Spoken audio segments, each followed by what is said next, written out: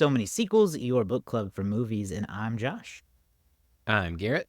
And I'm David. Today on the show, Marvel Studios dropped some bombshells at San Diego Comic-Con, and we're going to talk about some upcoming films from that announcement, and one particularly big casting thing that I think we're all just kind of like, from. So we're going to do that, but first, we're going to catch up a little bit. It's been a hot minute since we've gotten to do one of our weekly updates here as we continue to figure out what to call this series of So Many Sequels. But it's been a minute, so we've been watching things outside of here, so watching things more than once in some cases. But David, you have some kind of mishap story involving a movie and your parents, do you not? I want to hear that first. I do. I'm very excited. My parents told me about this, and I don't think they would mind me resharing it because I think I'll do what I can to capture the essence of what they told me. So my parents, they don't go to the theaters that often. They're not really movie theater people. My mom loves movies, but my dad's never been that big on it. So they decided to take my nephews, Judah, Bentley, to the movies. And they were going to go see Despicable Me 4, right? Or as Judah and Bentley refer to it, the Minions movies. So they get all the stuff, they get candy, popcorn, they go to their theater, they sit down, and they're like, okay, and they go through all the commercials, and they're enjoying themselves. And then, oh, here come the trailers. So they're sat there for the trailers. And the trailer starts, and they're watching, and they say, it starts off, and it's like, hey, can we talk to you about Jesus? And they're like, okay, this is interesting. And then it gets a little more sinister. Hugh Grant shows up, and things get a little bit more and more sinister, and my nephew Judah looks and goes, this is kind of scary. He's 6, he'll be 7 soon. So they watched a trailer for, I believe it's called Heretic. Yeah. And then an A24 horror movie at that. And then the trailer for Maxine starts. And they start saying the F words several times. So my mom stands up and looks at my dad and she says, why don't you go tell them that this is not appropriate? And so she takes the boys, they go out. My dad continues to sit there. He also said that he saw, there was a trailer for another upcoming horror movie.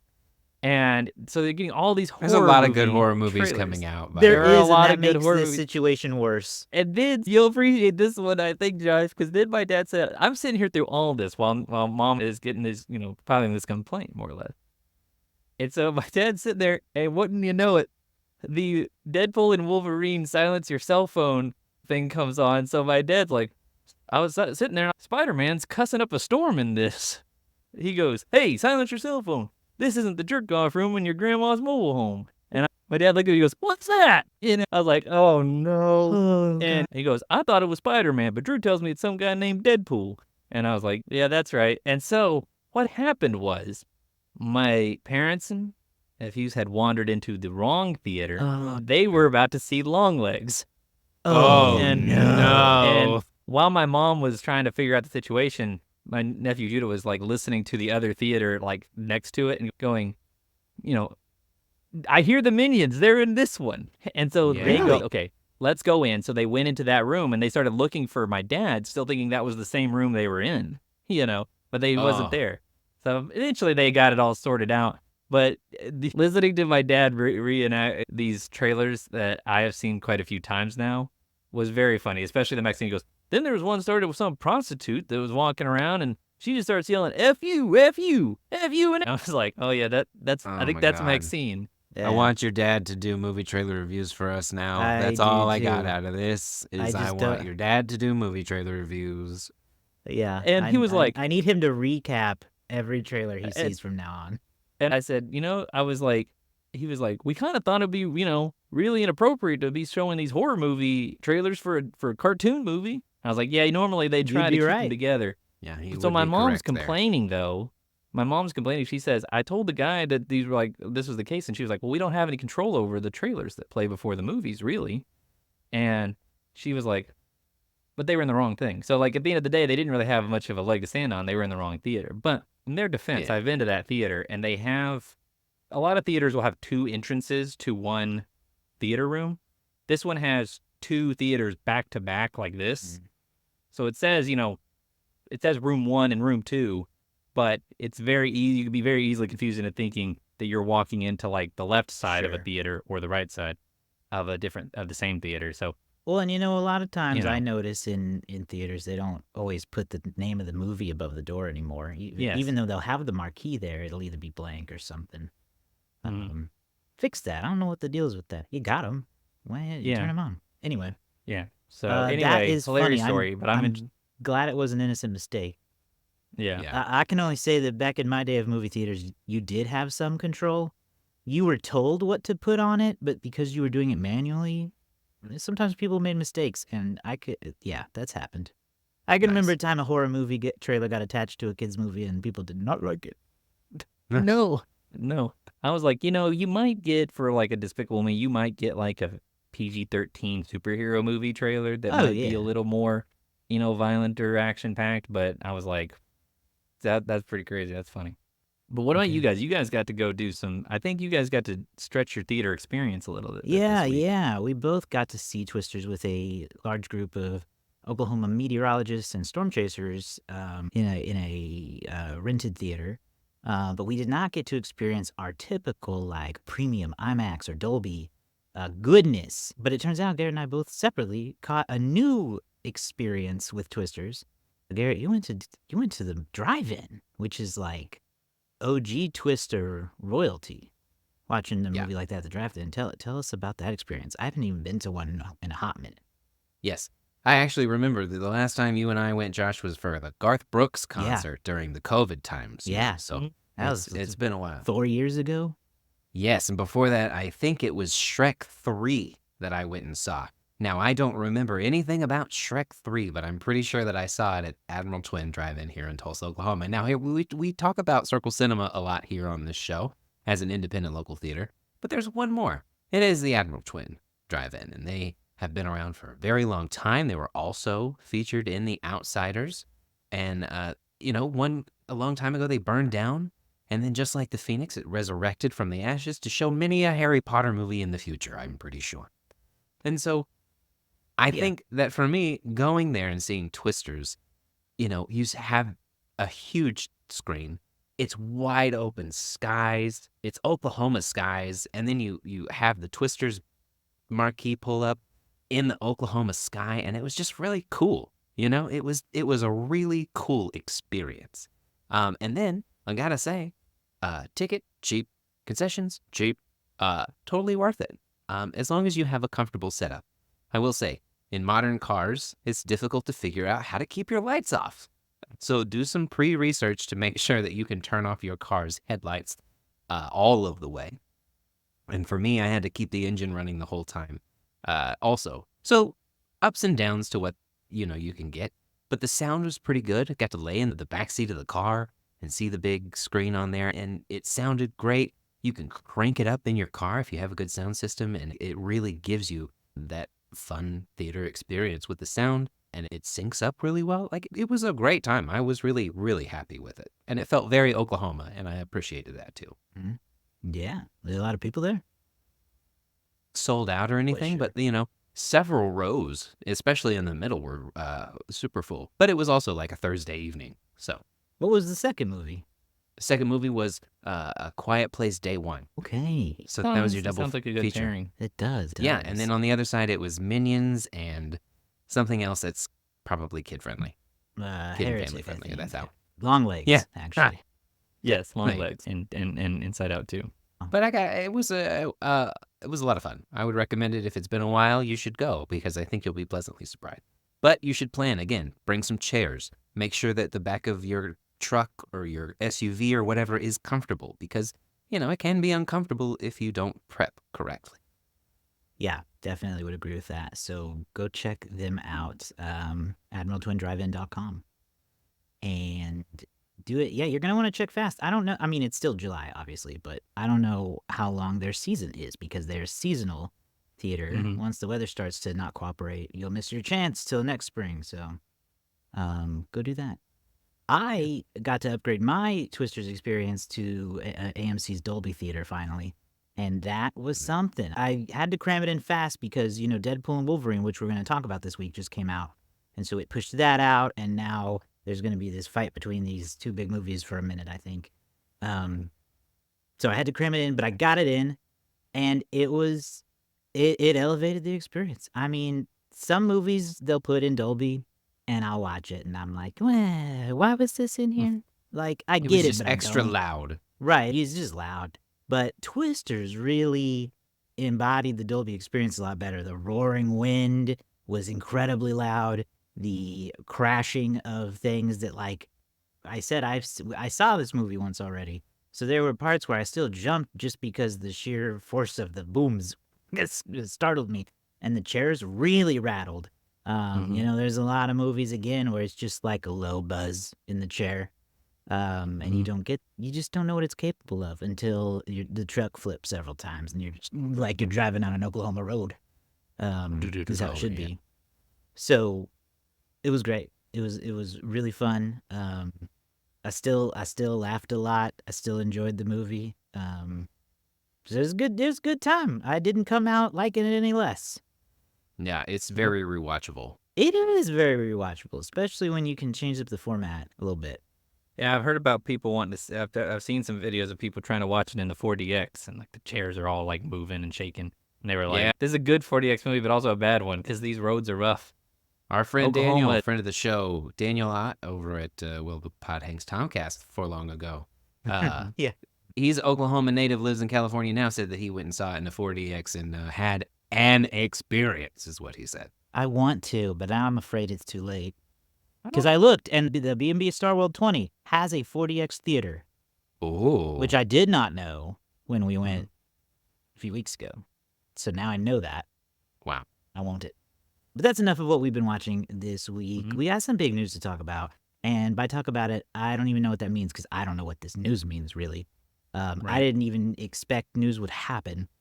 To be totally fair and to invalidate my nerd card a little bit, I didn't even know it was Comic-Con weekend at all. The big one, Comic-Con anyway. sort of Snuck up. dissipated it over the last 4 years, I Yeah. would say. I had no idea it was happening, but Marvel hit Hall H and shocked the world like they are known to do. It's honestly been a minute, if we're being fair. By announcing a new change in the upcoming Avengers film that was previously Avengers Kang Dynasty is now Avengers Doomsday. And starring as Dr. Doom is somehow Robert Downey Jr. The man! Downey. Marvel Jesus himself, the real one. Yes. Original Marvel Jesus. Yes. Jesus is back. What do we Um, I feel like David does. Garrett, do you know anything about Dr. Doom? I know that he's a bad guy for the Fantastic Four. Okay. Yeah. I don't know anything about him. I don't know if there's a version of the universe out there where Tony Stark is Dr. Doom. Here's what I do know. Not to trust that announcement fully. Something weird's happening. It's possible. Whether it's a variant of Tony Stark or actually Victor Von Doom, who knows, but what's your reaction, David? You're more of the Marvel knowledge base. I am. First off, I'll lead off with, I think that going with Doom over Kang, I think is probably a smarter move. I think Dr. Doom just already inherently is slightly more recognizable. Even Garrett, like you said, you know that he's a Fantastic Four Yeah, I bad guy. know Like, of him. we don't have to do extra research on Dr. Doom. And he has an iconic look, obviously, inspired MF Doom. And he's had other appearances in Marvel movies before. The early 2000s Fantastic Four as well as Fantastic. But first of all, I want to say Avengers Doomsday. That's an awesome title. I love that as a title. And then heading It's a better into title, Secret yeah. Wars. Heading into Secret Wars after that. And so my initial assumption is that it's just Robert Downey Jr., the actor, is just playing Victor Von Doom. It's not going to be like a variant of Tony Stark or anything odd like that. They could go down that road, but I kind of assume that they're just going to straight up just say, hey, you know what? Robert Downey Jr. is a great actor. And he said yes, and we're going to do that. I do think that there's a lot of people that I've seen already saying that like this comes across as desperate from Disney to bring back the Russos and Robert Downey Jr. It's a choice, and I think we can all acknowledge that. It is a very interesting and intentional choice. It is a choice that I think could be desperate, and we'll have to see how it actually plays out. But at the same time, the opportunity is here for Robert Downey Jr. to do something totally different, to play this role totally different than how he plays Tony Stark. I think that anybody that watched Oppenheimer got to see They're like, oh yeah, this guy can do a lot more than just be sort of snarky, wise guy, because his Academy Award winning role in that movie was not anything really like Tony Stark at all. So it'll be interesting to see how far they take that. I would be over the moon if they did a thing where you don't actually even see Robert Downey Jr.'s face as Doom. Like, it's just his performance vocally and maybe somewhat physically. I don't think they're going to go that route because I would feel if you've seen a superhero movie since the year 2000, you know that the face makes a really big deal. They find whatever way they can to get those masks off.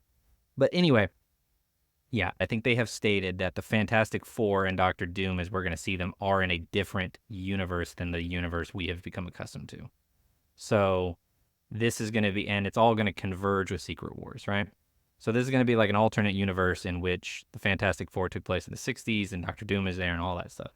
And then, we're going to get that all clashing together in Secret Wars because different things have happened. Like we saw in Multiverse of Madness, the incursion idea. So I don't know. Doctor Doom is a character that had a lot of history in the Marvel Comics. He is driven by ambition. He's obsessive. He's vindictive. But he's also very complicated. He sees himself as a hero. He sees himself as the only one that can make the world better. And in some cases, he's been proven right. He's a bad guy who wants the world to be better, wants to do the right thing, and he thinks he's the only one that can achieve that can make someone very dangerous. So I don't know. It'll be interesting to see how they actualize that, and I'm very curious. I can understand people's trepidation. There's also I've seen this complaint already. There are people who are upset because Robert Downey Jr. is not Romani, and that is an element of Doctor Doom's character and his story, that he is Roma. And so there are people that are upset that they're just kind of like saying, just get a white guy. And I don't want to downplay that as a criticism because I understand it. But anyway, I don't know. I'm very curious. It does kind of come across in some ways like Robert Downey Jr. was like, all right, I got that Oscar. I'm good. I'm back. Let's make some big movies again. Yeah. What do you So I don't think, know. Garrett? I think What are you they'll gonna- have some splaining to do, because I think that while they could just be like, yeah, Robert Downey Jr. is a great actor and yada, yada, yada, the general person who goes to see these movies is going to be like, wait, didn't he play somebody else? Yeah. What? Immediately, Why yeah. is he back as this? And that's the first thing that I see, is that you have to play to the masses and not all the masses see all of the movies. And so I think that could be a problem. I think that what they're doing at least stirs intrigue. You can have a certain level of fandom that gets angry, but they get angry about everything. And I think that there is a level of desperation, and good. They need it. They've coasted along too long, giving me subpar movies that I've tried to defend that are not as good as I have said they were. Truly. For far too long have they gotten away with this, so they should be desperate for my money. No way with. They Well, can't I keep getting away with this. They just keep releasing trash and trying to say that it's good, and it's not. They have released way too many things, and they need to stop. Most of it on Disney Plus. Yes, but they need to stop. They have got to put themselves in check. Yeah, And if it'll be they feel interesting. desperate, then good. I I hope it mean- makes them make a better quality product. You don't have to know a lot about the behind the scenes stuff to know that Avengers King Dynasty completely and utterly imploded and was probably Yes. impossible to save. So it makes sense that they Yeah. would need to do a reset that would be like a bang for people to get Yeah, the and- attention back, is how I. Part of me is not surprised by the move. Part of me is surprised by the specific decision to go with Robert Downey Jr. because I think, Kang unfortunately largely fell apart because of the Majors incident. Like, Kang wasn't, I don't think, received as well as they would have wanted, but I could No. still see them soldiering on because they had Jonathan Majors, who at the time was becoming like a big Hollywood star. Like, the rise we've had of Glenn Powell since 2022, Majors was on that same role. Like, he was in movie after movie. Remember, Garrett, one time you and I were seeing a movie together, and Jonathan Majors was in 3 trailers before the movie that he was about Yeah. to be in. And we Yeah. were like, Jonathan Majors has taken over. So I think they could have soldiered on with that had that incident not happened because, Josh will be the first to say he didn't really give a crap about Loki after the first Thor movie, but they continued on with him Nope. as a major I didn't give a character crap across about multiple Thor movies. after the first Thor movie. Yeah, and they continued on with those characters anyway. So I could see them doing that, but the actual real life incident involving Jonathan Majors really had to force him. But it is crazy because I do think there were a ton of other actors they could have gone with in this role, and people would have been like, "Oh yeah, super, I'm down." That is There's why sort I'm of a like, there's no way this is just a case of he's a good actor. No I way.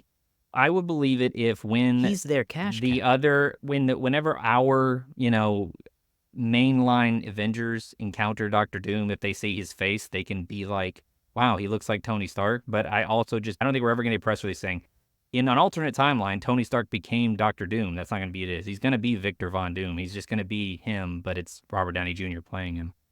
I had a funny thought though. I think you guys have seen the John Mulaney New in Town special, and I just picture, Shang-Chi punching Doctor Doom and them being like, "What are you doing?" And he goes, "But he looked like Tony Stark." And they go, "Yeah, a little," which is like a little bit of a reference to that John Mulaney bit where he talks about, if you saw Hitler walking down the road, you wouldn't shoot him. And it's like, no.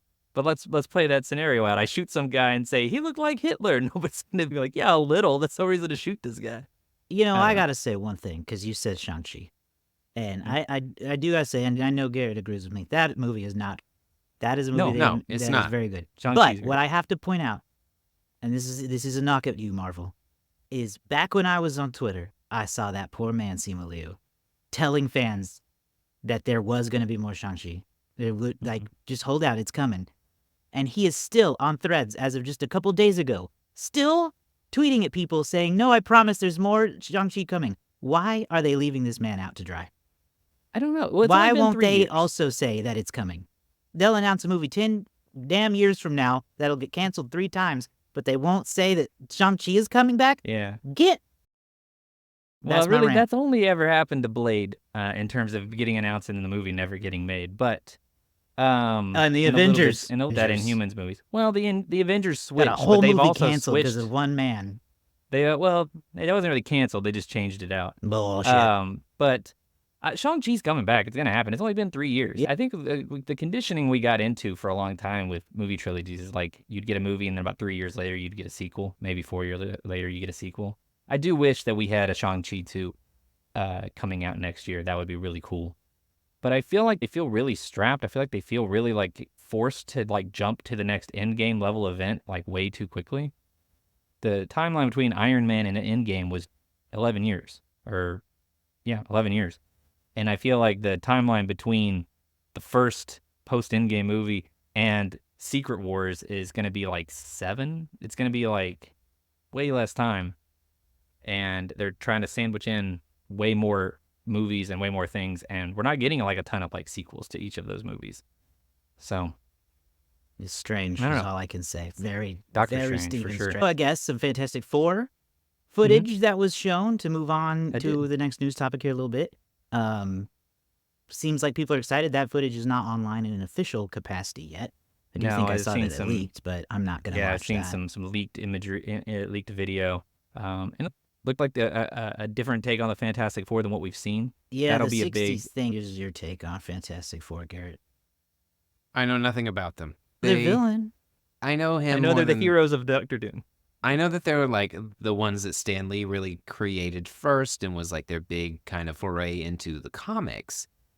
What I don't know is, they've never really made a good movie version. And I was Right. never interested in enough to go see those movie versions. And so I have no real context for them that I think that they have hope for, but they no longer have my like trust. So they have to do something to get it back.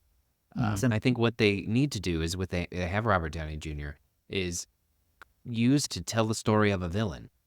They've never really built a villain through a movie like that. Thanos showed up in other people's movies and we learned about him over time, but we've never really spent time with a villain. And David, if you're saying he's as complicated as he seems or whatever, then I would like to see that. I would like to see his rise and where he comes. I would like to see the whole thing from start to where he becomes Doctor Doom and gets people's attention. And I think Yeah. that's something different that we haven't seen, and they have an actor who that I think that is how you could get around him not needing to be Tony Stark. I think an origin story of a villain and he's just in there as whatever, then that's fine. And then you can play with it later. Who knows, whatever they want to do. I But I think they think that's haven't. something that would get me more interested. And then have the Fantastic Four be in the background for the first movie. Build them in a background way and have their own movie later. But outside of that, Yeah. I don't know. I think they're going to have work to do. I think they're going to have to do both. I think they're going to have to make the Fantastic Four interesting, which they've struggled to be in a cinematic way. Obviously, they're still very popular comic book characters, but they're going to have to work on making those characters likable and relatable. And, they really need like a Guardians of the Galaxy level takeoff with that in terms of getting people interested in those characters, because they are the original Marvel superhero group. Like they are before Spider-Man and before Iron Man and the Incredible Hulk and all that. There was the Fantastic Four, and Black Panther's first appearances in a Fantastic Four comic. They are kind of integral to the comic book universe. So to get that right is going to be really big. And I don't know how big of a role Doctor Doom has in that, but if they can pull it off, I think it'll really, really get people excited. And then they obviously have Avengers Doomsday to carry some of that load too. The first Infinity War movie, we spend a lot of time with Thanos. Like we're seeing most of the movie is Thanos' journey to get these stones and everybody else trying to stop him. So they have a real opportunity to do that. Also, we learned that the movie's official title is not going to be Fantastic Four First Steps. So we'll see exactly what that means. And they also showed, I'm just going to mention this and we can move on. They showed some stuff from Thunderbolts. They did, Harrison Ford came out for Captain America, Brave New World. I think they have to too, dump but him now for a obviously younger female president. Yeah, maybe soon. We'll see. Maybe Julia Louis-Dreyfus is in the MCU. I'm waiting for her to come back. She has Veep status. She did appear in the Thunderbolts footage that they showed. I think long term, it is really going to be an interesting story about how the MCU after Endgame ended up in, tried to recover in the midst of a pandemic, and right as they sort of like the pandemic ended, we went into these actor and writer strikes, and how that impacted their scheduling and how they had everything lined out. And then also them trying to negotiate several different, strategies, I guess, more Disney Plus content. We want more of this and more of that, and how it worked. When we talked about Deadpool and Wolverine, I will talk a little bit about how I think the multiverse saga has gone, but that's a story for another day. Last bit of news roundup here is Timothee Chalamet's new movie. He's starring as Bob Dylan. The next great Did you guys see this? biopic, perhaps. I did see this trailer. Garrett has not seen this trailer. I was unmoved completely. Oh, really? Yeah. All right. And that means, like, I saw that and I went, that's a movie. And then the next trailer started. Okay. All right. I was interested because I had seen it. It had dropped, I think, on Thursday morning or Friday morning. Yeah. And then it was ahead of my run of Deadpool and Wolverine. So I was like, I'll throw that in here too, just because I assume it might have run in front of you, the shows you guys saw. James Mangold's back as the director of that one. So I don't know. I also saw Ed Norton's in it, and I was like, okay, all right, yeah. It does sound like to me that it does sound like Chalamet was doing the singing. I thought that was genuinely pretty don't interesting. know. I meant to look into it and haven't done that yet. I hope so, because that is always a plus for an actor portraying a famous musician. But that first trailer, I'm gonna need more than that to be interested in this. Bob Dylan is obviously an icon of American music history. His archives are housed right here in Tulsa, Oklahoma, at the Bob Dylan Center, and yet that movie just didn't seem interesting to me, based on the trailer alone. That's all I can say. We'll be interested to hear Garrett's thoughts when he sees it. I'm sure you will. I feel like it's going to be in front of a lot of movies. Anyway, that is it for our news segment. Let's start to wrap up here now with a quick rundown of the latest week in box office. David, how's things cooking? I'll keep it pretty quick. This episode, we're recording this episode on the 28th of July, so these numbers are still weekend estimates, but Number one, Deadpool and Wolverine with the highest opening of the year, but not only the highest opening of the year, one of the highest openings since 2021, when Spider-Man No Way Home came out. 205 million opening weekend. Twisters actually pretty good hold. I think 35.3 million is the estimate in the number 2 spot. And we had talked about Twisters getting knocked out of some theaters, but still in 4,170 theaters, and that's only about 50 or 40 less than Deadpool and Wolverine. So maybe here, maybe in some places moved out, but still holding strong in terms of its saturation. Despicable Me 4, the movie my nephews tried to see, was at number 3 with 14.2. Inside Out 2 is still holding on strong with 8.3 in the number 4 spot. And then Longlegs is at number 5 with 6.7. That's the box office rundown for this week. Overall, the second half of 2024 is off to a much better start than the first half. It's weird because it's heating up now as the summer box office season traditionally is winding down. Yet we're getting some big movies popping off here at the end of the summer, so that's exciting. Speaking of movies popping off at the end of the summer, we're about to move into August, which is going to be our theme of the month. The theme of the month is Action August. It's going to be our first month of action movies. At least intentionally. Yeah. I mean, I'm sure it's happened, technically, actually. John Wick June was also That's true. And the Bond But that was movies. more about John than the action. True. Yes. True. Yes, the central theme there was John Wick Yeah. and or James Bond, but this will be the genre of action movies. So Yes. So you have that to look forward to. We're not ready to announce our picks yet, but keep watching, listening to the show, and we will announce those very soon. But that's going to do it for us today. Thanks for tuning in. If you enjoyed it, please subscribe here on YouTube or in your favorite podcasting app. Your support really helps us reach more people, and that's what it's all about. Our YouTube subscribers, we're about at 305 right now, and we're still shooting for our goal of 316. That is our mission of the moment, is 316, I believe, because Stone Cold said so, is what I heard in the last episode. It's the reason. So glad you said exactly. that. So, exactly. if you want to get even more involved in the show, join our Patreon. You can get access to our Discord community and some cool perks there. All those links are at somanysequels.com. Don't forget to follow us on social media at SoManySequelsPod, Facebook, Instagram, TikTok, and Threads. We'd love to hear what you think of the show and what you think of the movies that we're talking about or what we should be talking about. So go do that. That's all for today. We'll see you all here next time with our review of Deadpool and Wolverine.